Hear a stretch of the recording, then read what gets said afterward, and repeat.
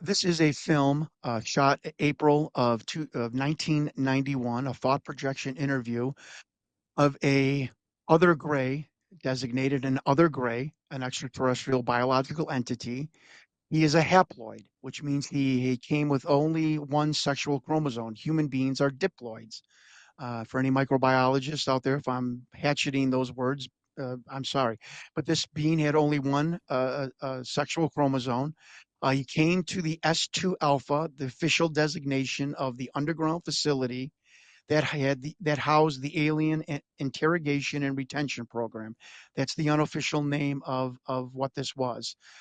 They call these interview suites the ambassador suites because the government did try for the care and did treat these and look at these beings and still do as ambassadors from other planets and other dimensions. And if you hear David Grush coughing on his words, it's because he doesn't want to tell you that some of these beings are from other dimensions. And so this being was very ill at the time. He had a respiratory issue. Now Sean David Morton also heard. I can't verify this veracity that it's some sort of debilitation or disease with its heart lung sac. It does not have a traditional heart. It's got a heart lung one sac, which was the need for the special monitor, which goes up and down, does not go across. To monitor this bizarre heart lung one sac organ that the alien has. And behind the viewing glass were five men, two telepaths.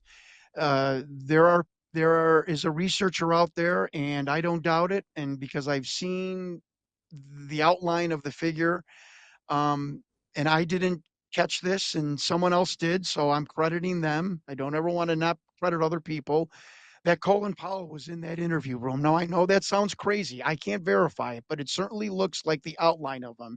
It looks like an African American male in his 50s wearing an Army Class A dress uniform. Funny, the Rear Admiral that was on my list was the person that reported intelligence to the Joint Chiefs of Staff. Interesting. But that's how bizarre this film has gotten. And I'm not even going to tell you anything about the telepaths because I don't want it to get into the Da Vinci Code. But even Doty said that the telepathic program, the people they hired, was ridiculous. They were like one step above 1-800 psychics back in the 80s and 90s. But there was two men in particular that were very in touch with these beings, and they would sit down with these aliens and these beings and immediately get information and relate it back to whatever military person was in the room. As you can see on the tape, the being eventually starts to medically flag, if I can use the whistleblower Victor's terminology, and he is then attended to by the medical staff. And Victor tells us that the medical staff in S2 and S4, are more chosen for their ability to keep secrets than their medical knowledge. And again, I have been in contact. I have the names of the two doctors that are going to be on either side of this beam. On the bottom, you're going to see DNI/27. That is the Department of Naval Intelligence.